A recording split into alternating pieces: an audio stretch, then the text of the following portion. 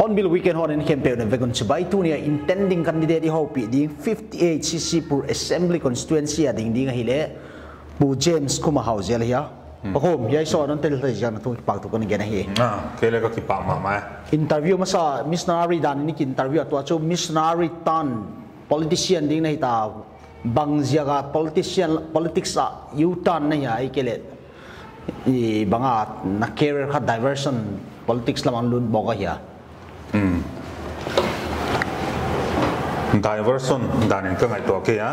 ken pathian na sep zob na bang in kamu azia chu Christian gam ikichia ma Christian gam ikichia hile isa kwana inka i Christian hinan ka biakin sung tan chau huang sung tan chau hile kilo ma banga biakin huang polama pot khela i society ku kha siat na dim ma drugs addicted khong dim cha ge ngai lo thei sa ko jaka pathian mission in tu pen chu bangai chele discipling the nations che chu not only individual but the society le Christian i hong so be ko ngai ma setan in kha i society kha Christian bangai hongom da kha ri kha alo law chu wajaka i politics kong hoi nge le kha Christian gam banga kha hong ki om de chu wajaka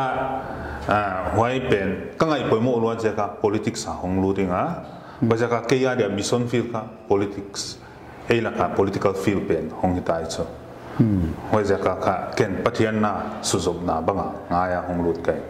ki ai le hi chidana missionary hi le di mission field anastana sem china hi politics nang lur khu freak accident hi lo le gin talo phut pai cha emotional in lut to lo long time cherished dream so ra pat na plan tho da na male ke kum som ni lenga lam mi tai chu cha pathian na sema kom na ma ken chu ka theology chemai ne pathian thu kana mu da na kha pian thak nai chile Christian life chi kha individual ke hilowa family mo veng sung society gam sung nam sung ki khek na wai pen kha kum som ni lengalam pai ta ki pata kana mu da na ya pulpi ta ki patina aki gen seka wai ki khek na tak tak hong tung ding na anakilam en seka patian tu gen na tung to na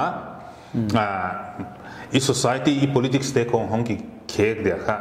anaki dei sake so hilele wai kha ki khek na kha om ngei lo hoi jaka mission field bangle bang jaka evalu ti chi le gala ki pata bagen phatwam lo chu a mission field lai valu ta ivagen ngai kuchima bang bo ka kele tunya politics igam sung hoi na ri ka vei mama pen kha hun sot pe ka ki pata pen kare na banga akele mi pi te mama bang ina le ide na banga ki khek na ka om ngei lo tung ngei lo a hi jaka kele tu tung zo si le si dam le dam min se le min siat che kha ye political field kha hong lu ke chu wa jaka ka mission field banga hon ngai to nga a thu kia hirowa ataka hong sep suat kyak so ta ke chu igam sung politician te chen khat ve pastor te politics la mle fight mai le midi tat hi lai siam ki chen ang me ne ya missionary ne ya tu tan in hi reception mp ten social media la declaration na bola pan reception bang chin muai le ke a pen kha abi takina khang thak new generation boilam tena kha apom siam mamam ka thaya tu na delhi ya du chi khong hoi changa JNU จีของตัวลายฮาร์ดลายมั้งเสพน่ะห้อยตักในเตะของห้อยบ้านะเขาพิตัวมุนตัวมาตัวลายเตะหลังเขาสูงมาบางอะไรตัวลายเตนค่ะเกี่ยไอเดียเลยเกี่ยไปปีเป็นค่ะหอยหุ่นสักอย่างเช่นหุ่นสปอร์ตตั้มมาเมาเพราะฉะนั้นตัวบางนั่นเองเขาพิสูงหินะมุนตัวมาเกี่ยเดียหุ่นสปอร์ตตัวเตะค่ะตัวลายกิเชงนั่นตักเดเตะดิกตัดนาดินปีงามมีมั้งอามาว่าดีงะบางสิ่งมาบังที่มีดิดานอันมุเจ้าว่าค่ะเกี่ยค่ะคนเดมาเอาตัวอะไรกันเพราะฉะนั้นกันเลยตัวอะไรเตะเดเจมส์คูมาเฮาส์เนี่ยกิจเลยเลยก็กิเกนเขียวเดียมจิงอันเพียลตาใครโอเคpolitician nang tin a peidan di lo bang hian hen som nang peila chin bang na chi toy politician te bang weak na sa hi lo le khel dia hoi na sa nang ingum tala chin bang hi new thing na ala pra sil tha bang ingum ding ken ka pai pi kip tak ne ge so pathian mit mo adikatin kip nai soว่าจะเกินideology กิบตักเนี่ยห้องดึงเก็บไว้ก็ ideology ครับบางอันเจริญ Christian democracy political ideology ส่วนไว้ห้องไปปีห้องดินปีเกิดส่วนว่าจะก็เกินส่วนก็ไงปอยโมเป็นส่วนบางอัน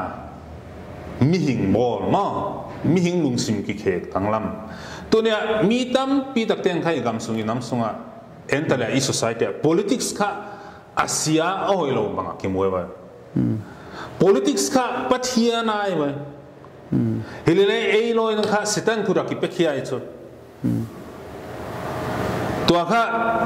สิตันคุรักเปียขี้ไอ้เจ้าค่ะอี society อี politics สุดตัวอาเซียมีเปียใน politics ค่ะที่สุดตัวอาเซียบังกิมวยไว้เฮเลปัจจัยนะ politics เป็นข้าเสด็จคุตาอีพีน้องเราได้เอ็มมาไม่นะอีคุตาอีละอีว่าจะงาเก่งก็ตุเป็นสุอีกำอีน้ำบอลเลยตักนั่นเดียบางอ่ะผมเอาเป็นสุเลยก็ตุเป็นสุมีหิงบอลเลยเที่ยงจริงแรงข้ามีปีเดน politics สมุดันแต่ห้องที่เขียนได้สุ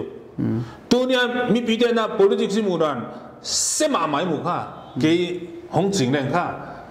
politics ลุงลุดหวยด้านของเทดูตัวเล็กก็ supporter แข่งกันเองก็อุคุมเกี่ยนี่ต่างกับ politics นั่นลุงลุดไงให้เราอย่างไงเฮเลเล่ใน interview นั่นเต้นั่นทุกอย่างเต้นั่น slogan เต้ก็ซิมเชียงอ่ะลุงลุดจริงอ่ะตัวข้านั่นจริงหรอกข้าที่เราอย่างอ่ะเกี่ยข้านั่งอะไรเทตบสัวกับอินควันปีเต้โม่ไอ้เกี่ยเลยกับ friend circle เต้กับ influence circle เต้ว่าเต้ada nang awai tiada kan nang ada anak campaign teh yang cuci. Wajah kakek tu katup pen tu mipi bol hoi value system mipi te value system kek langlam. Awai pen kap poi mo pen. Ican again ku politics ku setan ku dai pekiau cia tua nang gen dan ku tua politician teng ku setan van za dana namu mo bang cidane bang ya pei di lau nau namu te. Setan ku dah ipekiau cia politician ten kaเกี่ยงก็หูเปียตั้มสุดเต็มอ่ะอะไรอามาอุ่นสุมาใกล้ตั้มสุดเดียอันนั้นกี่คนเตะก็หูเปียอี political situation เขาโควิดไปด้านนี้เฮียด้านดิ้งมาเฮียจันเนกุกตากุกมอไอ้เกี่ยไว้เด็กเขาป่วยสักโลน่ะโอ้ไม่สุตัว development fund ของไปเด็กเก่งทุกห้องบางเลยซาลักบาง%ของอาคิสังเกตตักเดียวเลยซา20-30% ของสุกิจังเขียนไม่ได้มั้งกิเกนเขียนลงไม่ได้เขาจะดันเกงเลยวันเสาร์อาศัยเตียนเลยว่ารู้เตียนเลยเอาไว้ที่มามูไอเดียมจีนะครับโอ้ไม่อาจจะสุไงตัวเว้ยอี government school เตะของมั้งไอ้แค่อีลัมปีเตะของ third class มั้ง fourth class จ้ะวันเสาร์เฮียคิดว่าแต่เลยมีปีเตะค่ะกิเข้มเทโลสุมีปีเตะเลยเทโลสุกิเกนเสียงไงล่ะบางทีก็ตัวนี้มีตั้มปีตัก politics ลุงลุโลไว้สิเลยลุงลุโลเตะข้างไงตัวเลยมีหอยเตะที่ต่างปีไปไว้มีหอยเตะข้างลุงลุนั่นที่มีอมโลไว้ไว้จะก็ลุงลุโลหิเลเลยไว้ลุงลุนั่นที่อมโลมีห้องลุงลุเดียวไว้ไว้จะก็มีปีอาทิตย์สุดที่ปัตตานี politics ใส่ด้านนู้นดิกโลไว้ที่สิค่ะ gen tam ngai lo ken wai chu siang sa bang ka ngai to ai ja ka amau te iwa za ta ke ai ke le iwa sim mo iwa noi sia chen chi nai lo in ye sang a hoi zo ki pi the na lam pi om ma mai chi kha ke mu da nai igam so corruption igen gi wa corruption ku politician te cha mo hi lo office a alian lal teng tamzo a income to ki tualo mo nang mu dan tammi politician te cha scam go rai za di nge hi lo department sai kha tengin lu thei to ba lu we nang mu dan ba ngai dan makai te hina mi pi te teng teng kha tu nia ke mu dan kha ki corrupt ta ke chu hilele in ko na apoi bo pen go chele makai bo ai ke nu le pa mo nu le pa na kha itate ipi bang bang kha itate om se ku tam pe chu ithunun zo ale itate kha hong hoi mai chu bây giờ các anh chị cái chú, ama sepe na makai, cái example ở real life, mà, mi te eton ta cái anh hoa azat masak đi, hút chỉ để khác mi pi tiền hon suy đi chú, mà cái mù đana, bây giờ cái na makai khác bồi mo masepe này chú, cái anh chú cái gì cái mi pi tiền ko mo sak đi hiểu, masak. Amakai ihoi masak ke mi pi te mo sak na di om masak nai lo ta te mo sak masak ni lo nu le pa na imo puang na makai na imo puang na izo hia izo ke amau te ding na eton ta ki ni om hia om ke chi kian masak khot de wai ki nunga hon zui ke te lai wa le amau mo na hi ta ben to makai te exemplary life om lo eton ta om lo mi pi mo sak chu ke chu dik sa thela ai le igam sunga nang jong to hi MLA candidate dinga kising sa ta na hi ta withdraw chi bang om na lo de mo top tan ding so de mo nang ken chu hu cha a withdraw de hong lut kai ke mo a top tan ding te hong lut kai ya ken kha mi tam pi ta te na chu akora sim te hong din puai chu ai le ken tong din pi banga taupa te taupa pathian te pathian hoi hong din pi ke chu ama de ina banga adik le atam hong din pi nga pathian ina mo si kianga na kuda banga o ma cha banga ya chiang khun kha mai ba bele chiang khun kha apawa ro mai chu chiang khun ben kha gul khong suak the chiang ban somon zel thai mo mo sin kha mu chiang e chu ai kha pathian thi li the na a power pen hoya ami pi te makai so mai chu mo pathian de dan to ki tuak adik le atanga mo hoya ka hoi hun la ya super power mo isip kam ai buk pai chi pharo mai tuang mai chu hoya ka ken le tu nia kong din kha pathian power pathian thi li the na pathian adik na hoi pen kha muanga hoi te crore pati te sang mai hoi te sang thu pi zo ken mu ke chu ka to kong pai pi kha ka ideology kha ka politics song play som bang kha hiya ya chu to ke mu rang kha hiya tan ne la elon ki pai chu hoi ka hiya tan ne la pai te ken hiya lao di lao tha lo mi tam pi te chu wai mo si chiang kha en di wan nui san mai de chu faro en non di wa faro thu pi na wa ma bang chin hei chiang khun in zo zo de chu ma lo ma le mo si la mu chu bangai si le to te to pa de na ge pathian te pathian wai pe na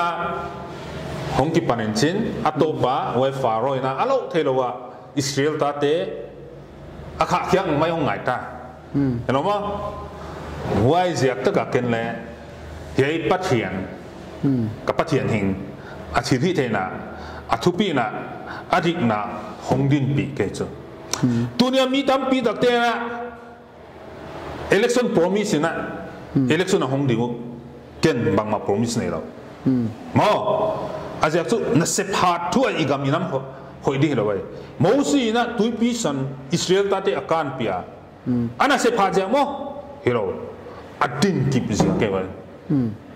rồi mà adin kịp nãy nè tụi biết sẵn bên khác nhiều hong suộc sắc Israel ta thế đấy suốt đằng na làm piang piang kia กูจิมาบังโมกาตัวนี้นะอีกำอินามินะอภัยโมเป็นจุบังไงจีเลยดิกนาอาดินกิบนาปัจจัยมิดมัวอดิกดินกิบนาไว้ตุ้งตัวนักฮะอีกำอินามิกิปีเลยเสพขี้ยกเดนไอเกนปอยโมเต็งเต็งเตะไว้ต้องเบี่ยงแค่เดียวจูอภัยโมมาซาสุ่มเห็นไหมปัจจัยเละอดิกด่าในจูปอยโมมาซาเกณฑ์ยัยดิกนาเละดิกนาเป็นข้ากุมสมนี่เลยงาแล้วมันอันจินปีตาเกจู It is a proven strategy. It is a proven ideology. มอกะหินขวา a proven ideology เกณฑ์ฮงดินเกจูตัวนี้เยอรมันกันไหมเนาะเยอรมันกันมา Christian Democratic Party ที่ของเราไม่จูอามาเดี๋ยว Christian principles อ่ะกันอันนั้นบิวไว้จูว่าจะก็เอโลยนะ ideology นะว่าก็บานพัดเอาเราไว้จูPastor Trump itu teh kadang sekan. Politik song ki gol na di lawai. Ni nai. Cuma aku. Wajah kakak igam inam ki bol hoi zong ngai lau. Kensu kaceka. Dena kagen banga. Mission ini tu belang impen bangai cile discipling the nation, including individual and the society and the politics. More everything. Like example again. Jerman te banga mo. Germany banga. Ada amount tu, anak muci anu itu, mo, macam kan ideologi kan, hongkek tu tak holistic transformation, tena dia ngah, kehong bukai. Okay. Ikam Christian tu dia apui di talai hei lala tu di lau au mele, tu ate na thei jen ngai ha mo, office amo, school amo, healthcare amo,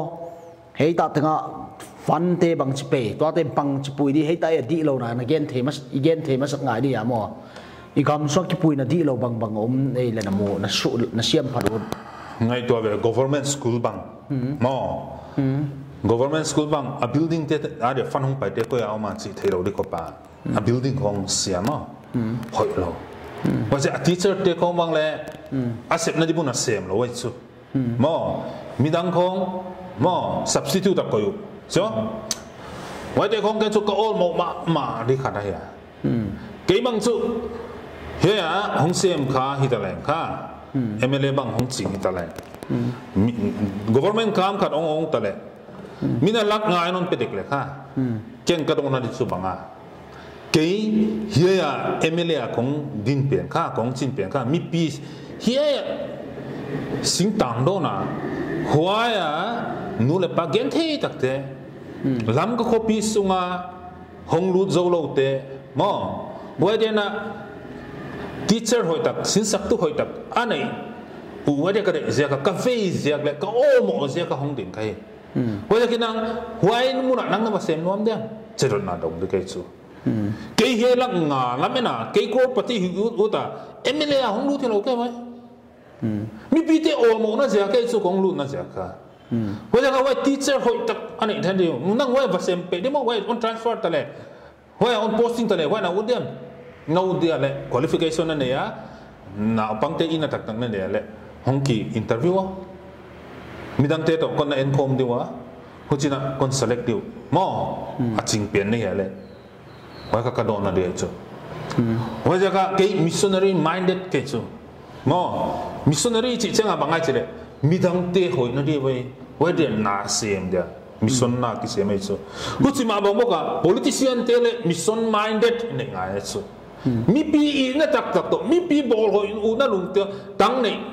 ไงวะว่าเดี๋ยวแกห้องดิ่งแกสู้ถิ่นนั่งถิ่นเราไว้สู้กูจิมาบอกว่าเฮ้ healthcare ละมันเองแต่เลย hospital เตะของบางเลย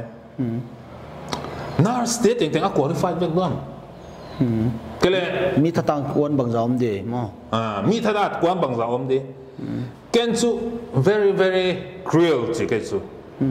why ดำโลขัดอะqualified โลขัดนะ nurse เสียม doctor เสียมนะอะเก็บดิสู้ it is a crime playing with life กันสู้ไว้แต่ของสู้ผมเท่เราเลย if I my power MLA เห็นกับ power เลยนะบอลหอยเทนะเอาหุ่นเปียกเลยไว้แต่บอลหอยดิว่าจะ government officer ตั้มปีตักเตะบางแรง head of department te khong na endu lam ko copy a in te endu building song li song a sao lam te what em again te ani voi ai kele ya mo what deng te khong chu ke ngai po mo ma ke chu wa ja a fan bang za a hong lu department nga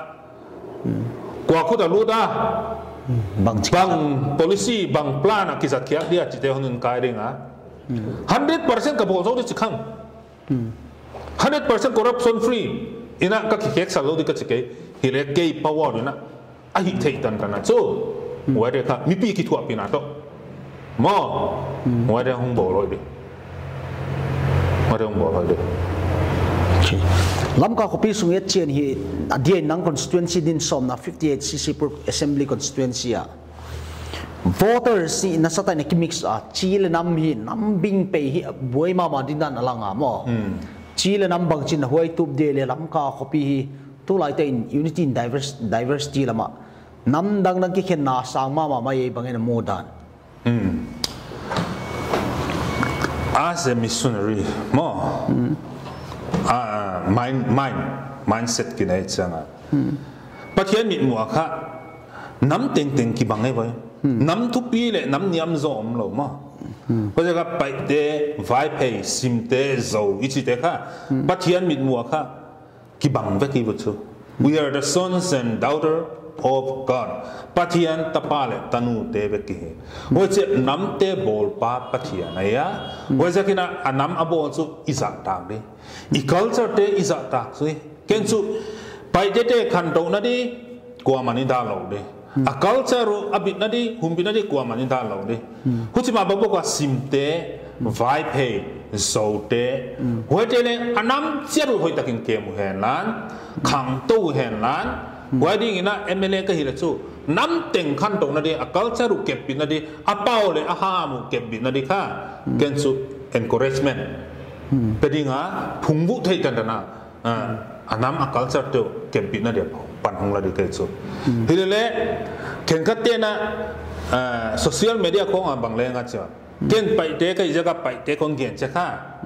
you are communal on chu vai pe te ka din vai pe to ki sa gen ta le interest on gen le communal mo no abang jaga wa gen na che le anam a i ja ke wa ai le ken le pai te kon gen cha kha ka communal ja ki loi chu ka nam ka i ja ke chu ken chu wa cha sim te bang le no sim te kon gen so ko no sim te kha ya ka gen chet ut kha ro min chin wa cha kon gen so ko de sim te na le anam hoi takina anam to ki sai on kem bet le kha wa kha communal nai ro chin nam i na wa nam i te kha ken ngai sang zo ke chu communal ni chi cha kha bangai che le communalism ni chi kha bangai che le ei nam kya ki khwal le minang nam dang te interesa te siamya nam dang te noi siana simona te ai kele wa te akhanan de udang na wa kha communalism me chu hile ke na nam i na ka gen kha nam i na tak inam chet khan do sakur na nam dang te le za ta na nam dang te khan to na di le khwal na ko ma nam i na wa kha e la ka kha poi mo ma Final zong zogam.com nang comment na khu SSPP openings football mo platinum jubilee opening a chief guest ki han te kha a communal zong in bangna tambang ten hat wo hi chi bang nang gena khomi na standpoint ku clarification na ball lo le mi pi tampin feedback a comment ya dai le mixed feeling mo mi emotional zong kai thoma ma ya twa mi tung tang bai na inner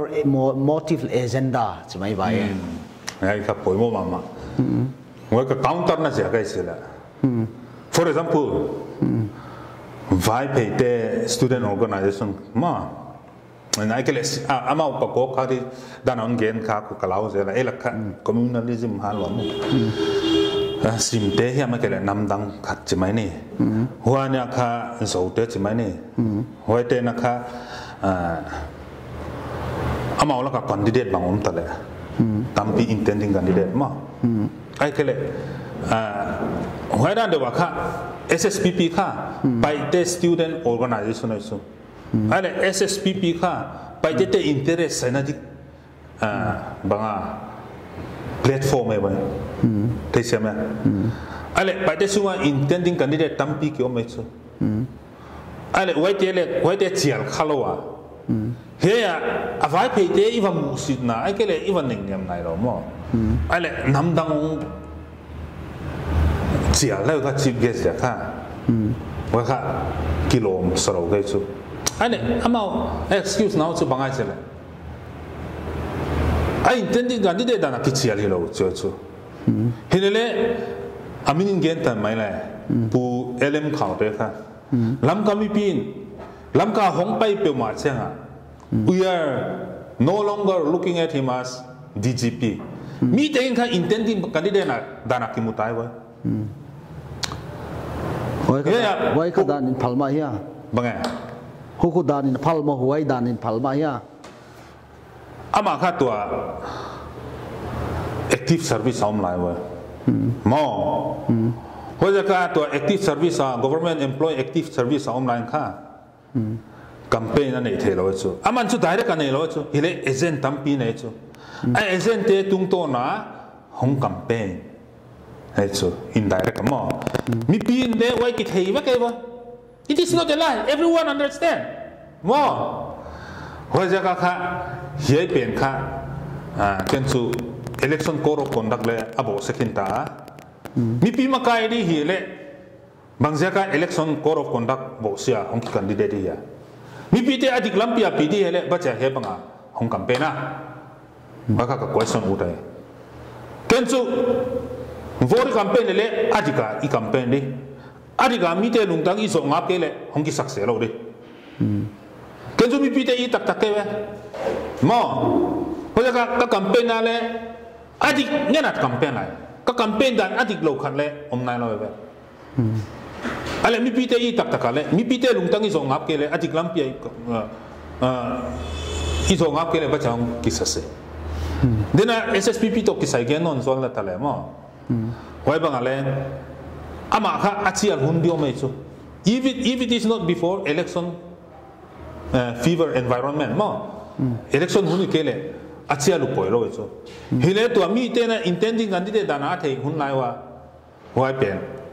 asum dei tang na sia kya ai ke le bang ja ka thei pe mo wai a kha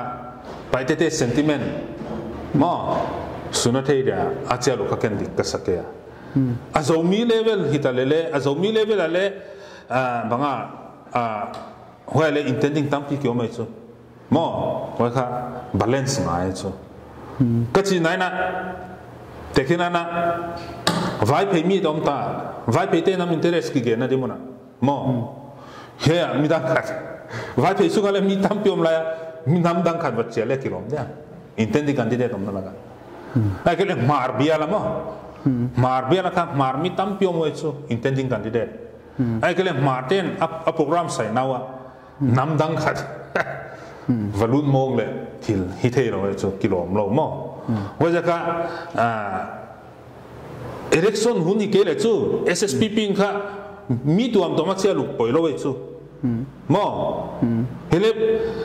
a platform tuam to ma chu omai chu pai te interest platform om in chin ke sai na di platform zomi interest sai na di platform om mo ai ke le zomi ku ki mo ai ke le chin mi zo interest sai na di platform mai chu ho ja ka wa teng teng kha I thei siang ngai wa hello mo chile nang to mi social media na comment pen ko communal satwan lo mo nam dang khen bi na to na ngai lo mo bang chi na hi thei ya wa ai le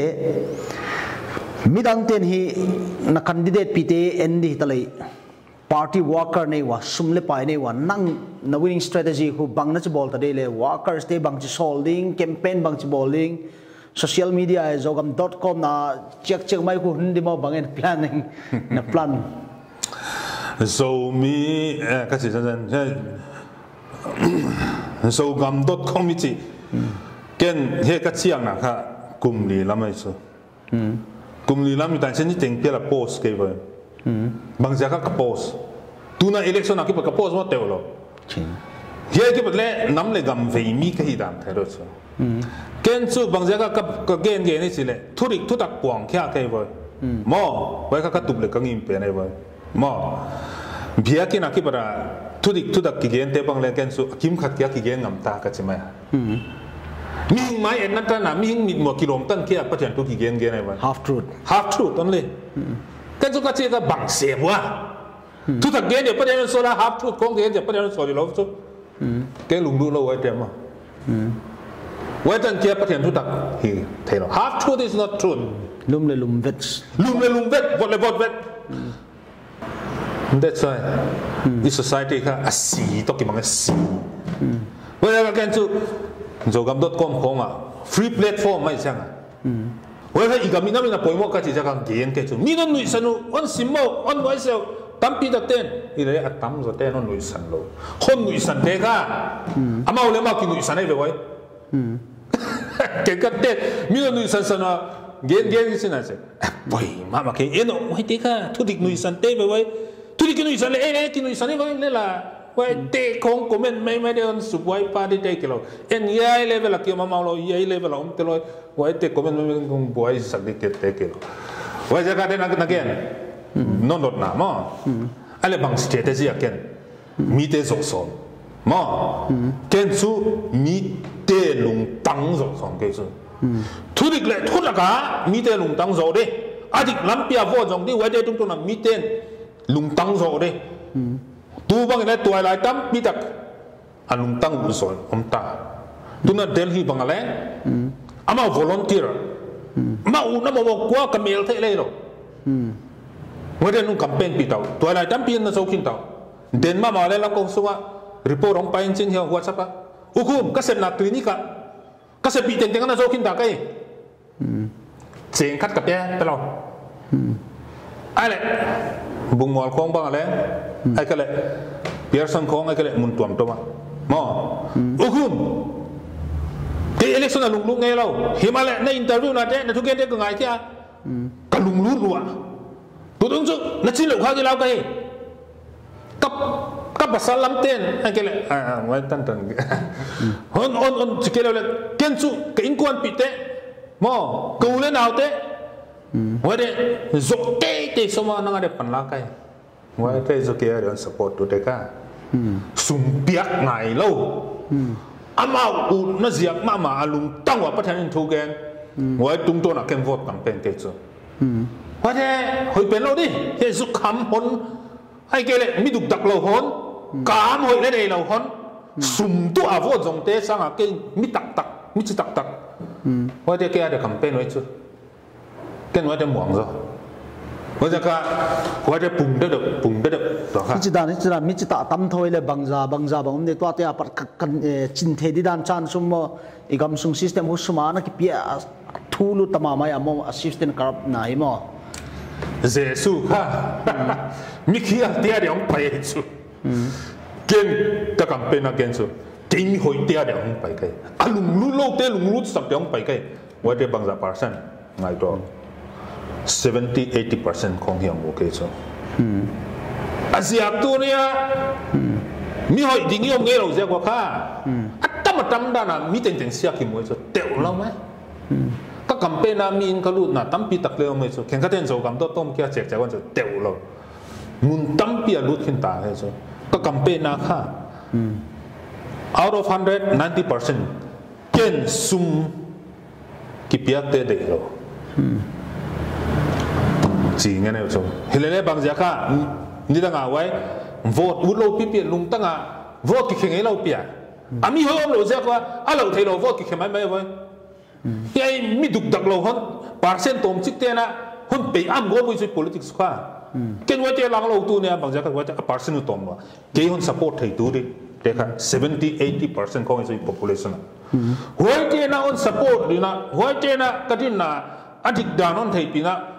มวนทำกันดานนมุจยันเหลวจู่บางจากก็เกี่ยจริงเราดิบางจากก็เกี่ยจริงเราดิมอตัวบางเลยตัวอะไรตั้มปีตะเต้นเดลฮีมอไอ้แกเลยล้ำก็คบปีสุงอ่ะห้องคำเป็นปีตาวไว้วะทำไมห้องกี่วอลเนเทียร์เลยกำเมลเทเล่หิงายเราไว้ได้หรอดิกนามะอีดินปีเด้งกิเคนาปอยโมตาฮีสิค่ะตัวอะไรเต้นเทเราเมื่อจะก็เกี่ย tun bang le cái support cái group à mi sa group nắm phát áo eso cho ra các bằng cái cần không đi lắm cả copy sung ye dai le na constituency ding na fight bang chi develop ding na muai lampi rating bang zai tui bang chi na sai electric bang chi na sai tamte hi nang MLA le chin ball zo ding na ki ging ta thoi kum ta zapi lam ka copy black top smooth ta tai khana zom khanai lo ya mo bang chi din mun na muai le lam ka hi bang jan vo du le nang bang na chi khel ding lam ka copy can so holistic approach hong sai de kai so tribal rights kia ka din piding hello ma wala din piding copy kia ka en call di hello copy le en call le mo in kwan mo value system til teng kha apoi wo teng kha sep suwa thei za jang ki sem suwa le ai le lam ko copy sunga lam pi te apoi mo pen su basic necessity lam pi tui mo electric whether to hello thei lo priority first priority la ka ko de su ale wa pen su a fun bang za oma tu le tu din na ma ba huna bang sin fun like ya thei om dia whether pen state level national international level NGO government to fun de tung to na whether kai khiak dan hong ki ngai to de ile ka gen banga ken promise ku lo wa te ma le thei to hong ki so de misiam mi pilte national level international levelว่าเด็กๆตัวปังเข้ามาค่ะฮีรัมกับพวกคบีผัวนั่นดิค่ะมองกิ่งไอตัวเดียวชุว่าตรงตัวน่ะค่ะผัวเทศะจังกี่ผัวเดียวว่าจะก็ไงป่วยมั่วมาขัดสุว่าเตบ้าน่ะรัมกับคบีสุงะ drugs addict เด็กของเกินสุด drugs addict เด็กของคบีสุงค่ะ restricted area ปวงหมดเกินสุก็หิเทเลยมั้งว่าจะงะอามาว่าเรียกำตันนั่นสุอัตวมโบสักดิว่าบ้าน่ะอินเลโลในโลเด็กของshelter บอกสักนิดมั้งเห็นเลยอามาจู่ว่าดีเหรอนะว่าจะไงป่วยว่าก็สามารถส่วนเราก็คบพิสุงะบางทีนะเฮสังอินะซุนอินเด็กของมั้งผมเทียว่าจะเสียงเท่าจะเทียว่าจะเราก็คบพิสุงของบางก็จะฟันตั้มปีอมเคเลยละคัลลาร์ดิมั้งคัลลาร์ดิลุยเทียว่าจะelectric post ไม่คัลลาร์เลยกิโลมตัวนนเดียวว่าจะ sign board ลำปีเตียงก่อยดิมั้งว่าจะหาเสียงดิจีของฟันมาสักเสียเรื่องไงเราจะว่าแต่กันตั้มปีมาสักเสียไงเราว่าแต่น่ะเสียงเท่าตะกะกิเก็บดิมีเดียร์เลยลมดิมั้งว่าแต่น่ะ city plan ลำกาเนี่ยบางอ่ะมาบางนู่นน่ะ plan หัวตั้งในไงจู่มั้ง sanitation นี่จีเด็กของว่าเด็กนั่นเดียวค่ะแต่แค่นั้นน่ะป้ายขัดของแบบคุมเด็กเลยอะไรลำปีกี่เสาเด็กเลยมั้งบางจิต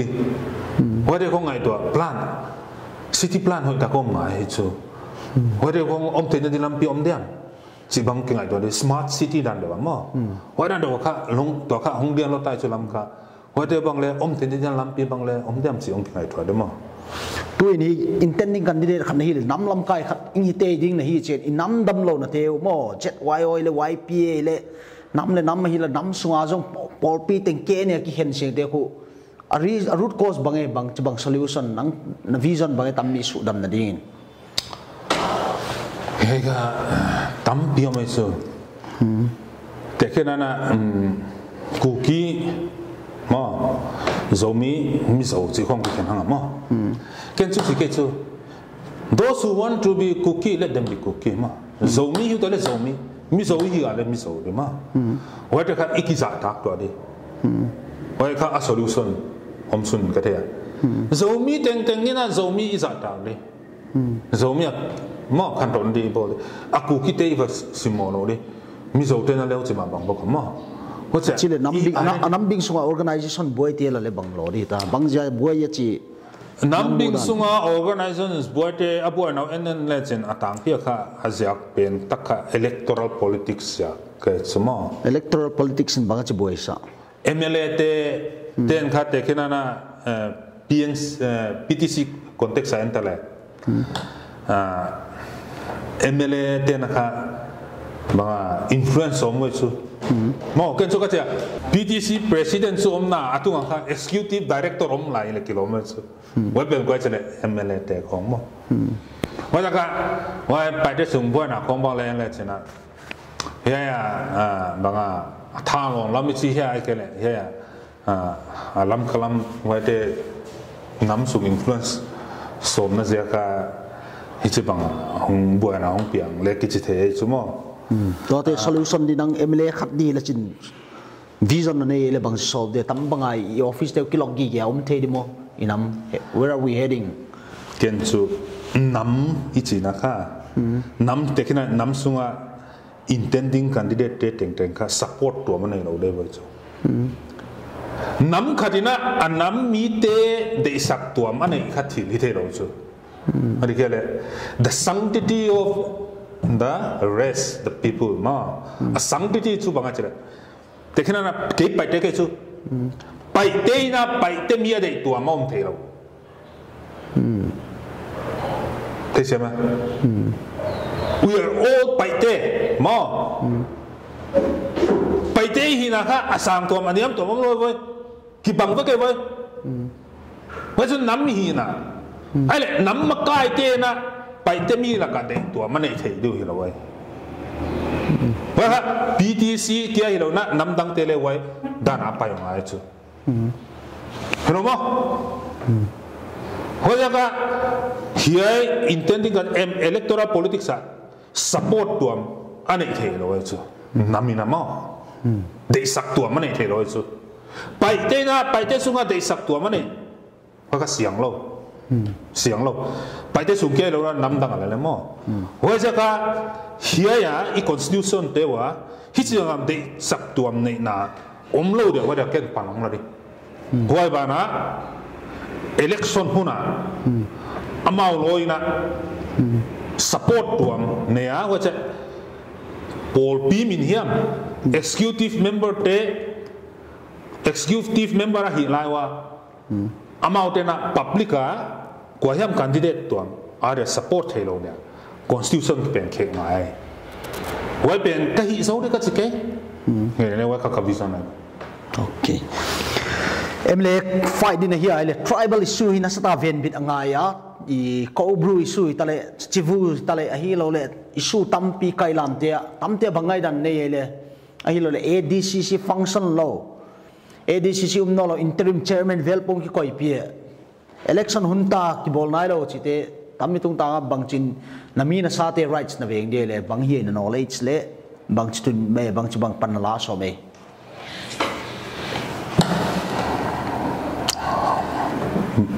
but here in a hon piak almost right more privilege tribal right and privilege then again ba mo nam te bol tu pathian ai chu ale India government tung to na pathian kha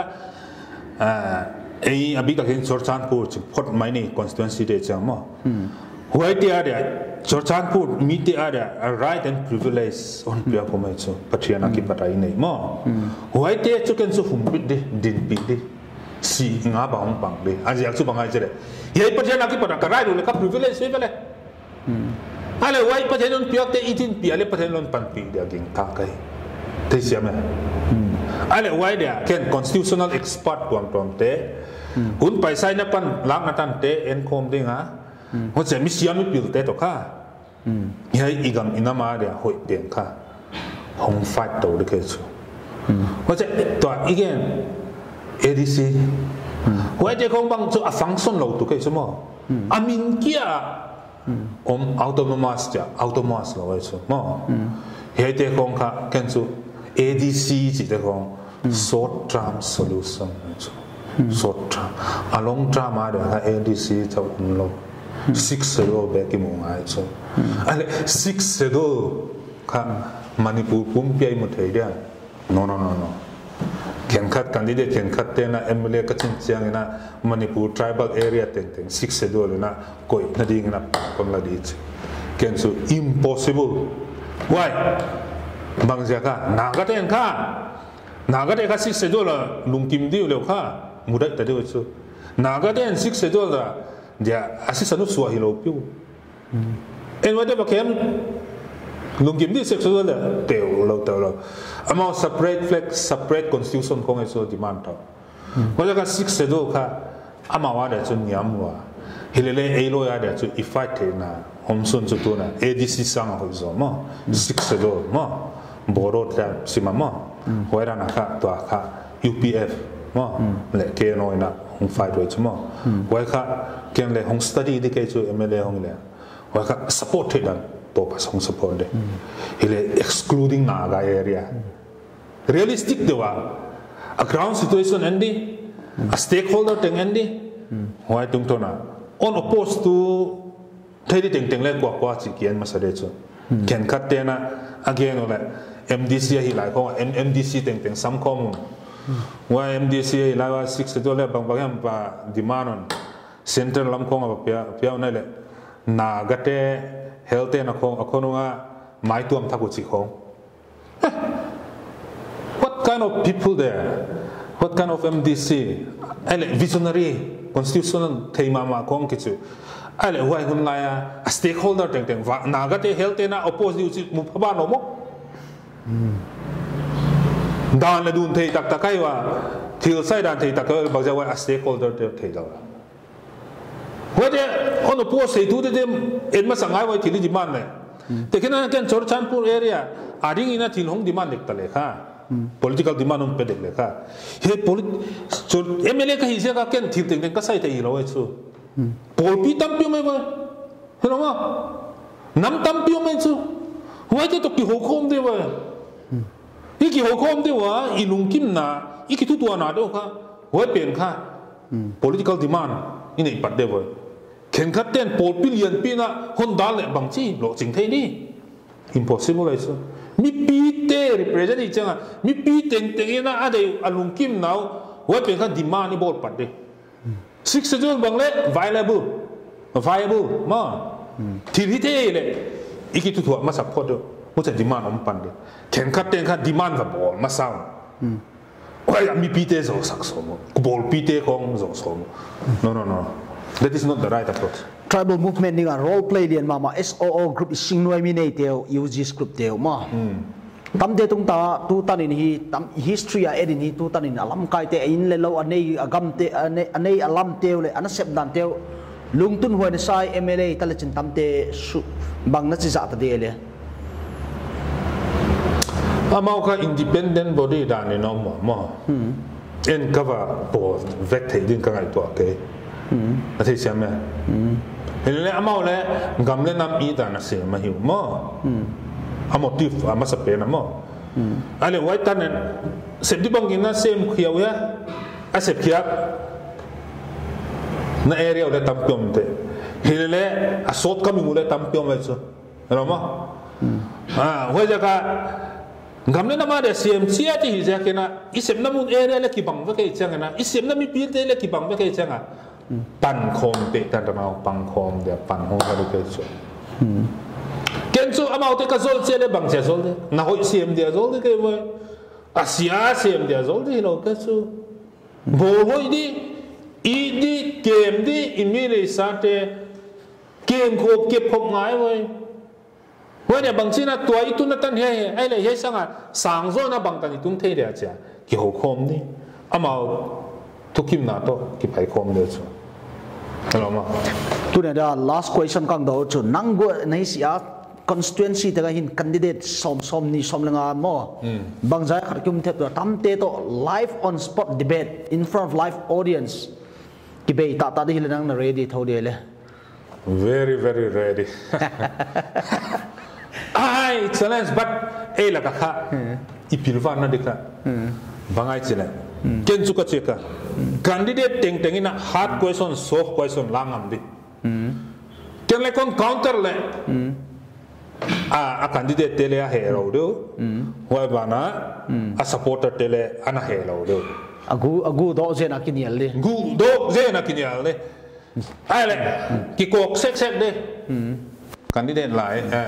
bang a mi pi ma kai di transparent ngam di mo ile wai da ngam lo te hong te lo du ngam lo te chero empty sa mai di mo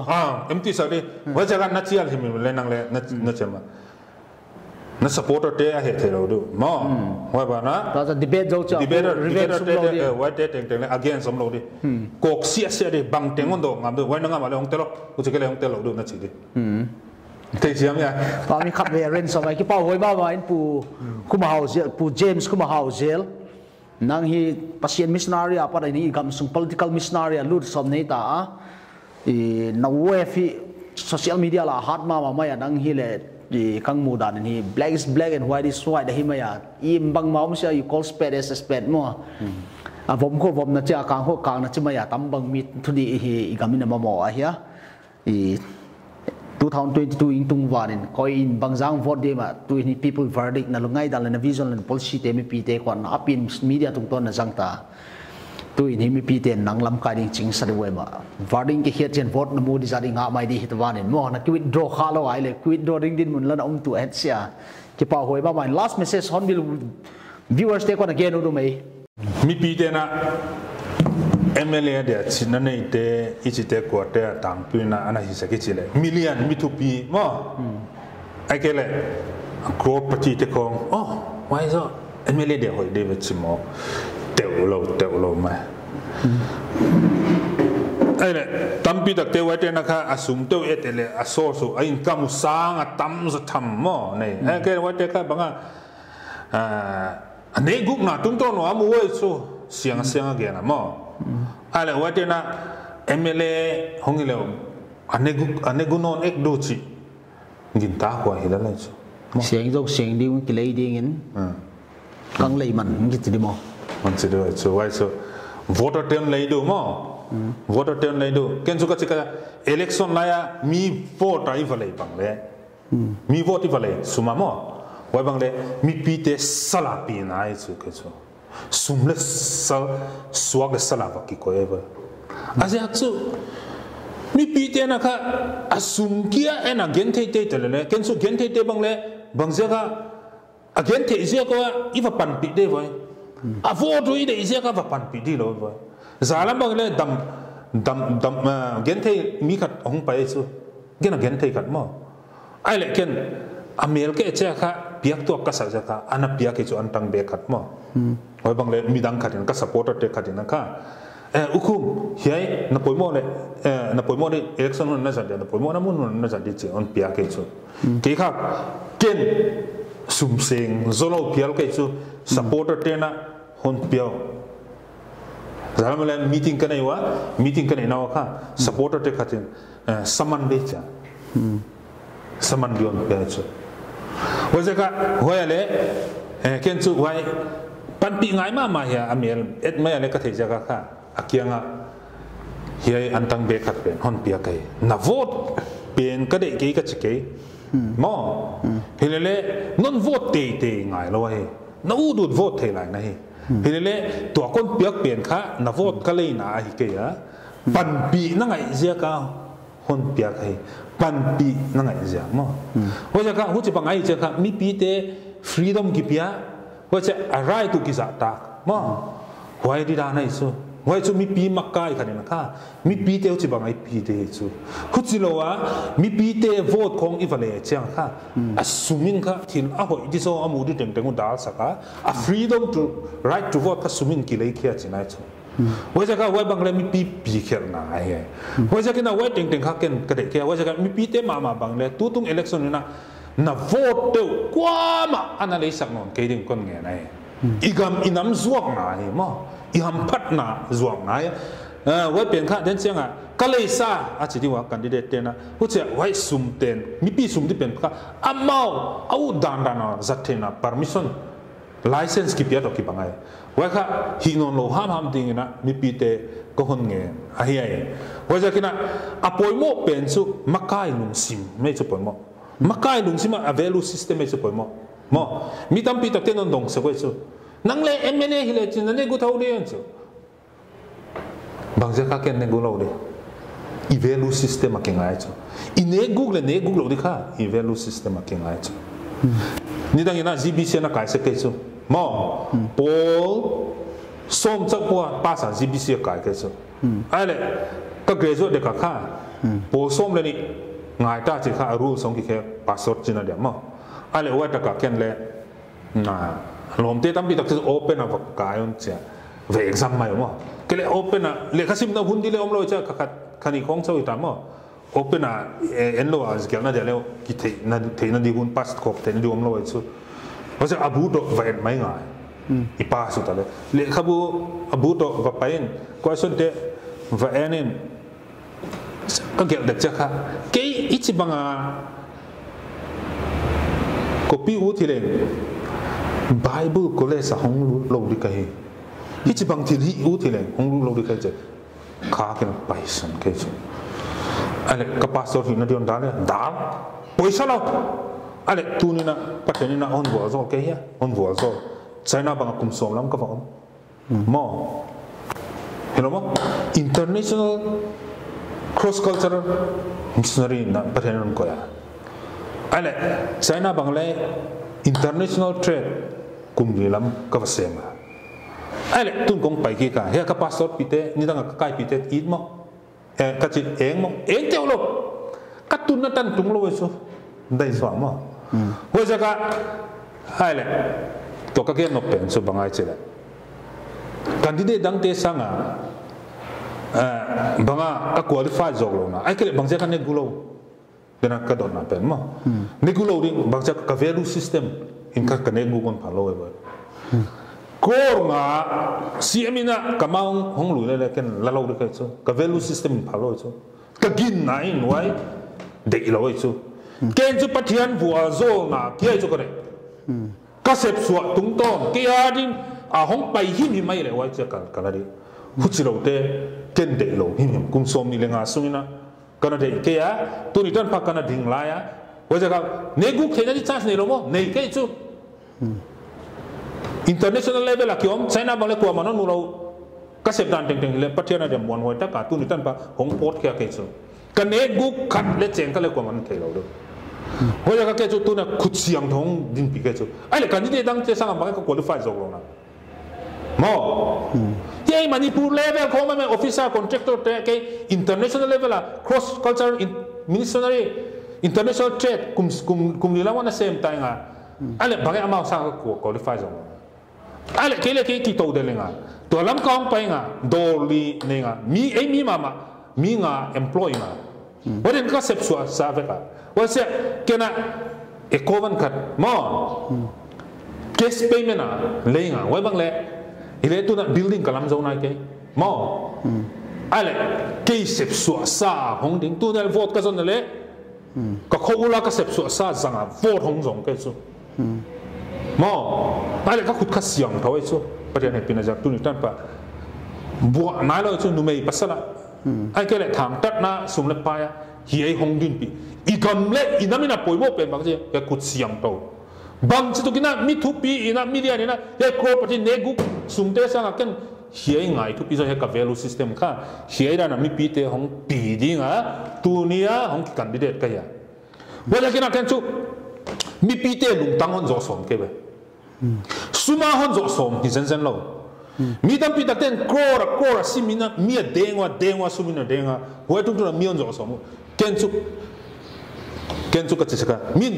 sumin mi dengwa ken chu banga thu takin mi ka deng dinga mi te lung tang ka zo dinga mi te lung tang amwan thamu a hi le mi pi te ma mai na ke a ding na vote na zong du ka chin lo khak lao na mi pi te teng on de teng ke ga din vote on zong sa lo chin bang ja ka ke ching lo di la hila ki khe na tak na de ke wa he crop party te mai na de zo ko le so mi hai to khok nei wa igam ing nam na ki khe na on tu nge lo de wala na adik lampia ikipi hunta ahoi lampia ikipi hunta wala adik ite lo ngai ta adik ading ngam ki om ta ni dang ina adik ading ngam tel di ine lo ja kuna alternative form lo ja kana he te lo itel te lo tunina adik ading ngam hyong ki ding ta kenzo igam inam khek tak ni wai pen kalung bul ja ka hong ding kai si le si hin le hin mo dam le dam mo waden ki huam ngama hong pai kai ka hin na pen pathian ku ra mai ho ja kena pathian ni na hon pi na tan tan na hong ding kai wa ja mi pi te kon sia le na lung ta wa thu again ale hôn vote chết đâu chứ cắt chín lâu đi khác nằm là bùi bị đi ngoài là chính dấu đâu lâu đem chỉ lâu cái định nào mà định bị bắt hiện để nào mà bắt hiện bị mua định mà không định bị hay không định cái nào non support chết rồi non vote chết rồi lệ chính định kỳ mai kia để vote kia cả hắc sao mà hết bao giờ igam inam hết tu đi ta cái chuyện non mua lệ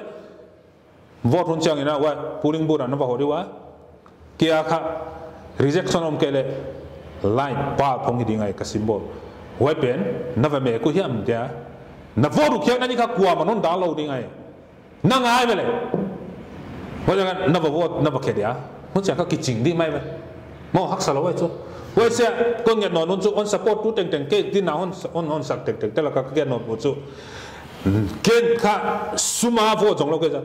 các supporter te hon vote trong pina kinh ai chaga bang chi bang nang ke ada panana la thei di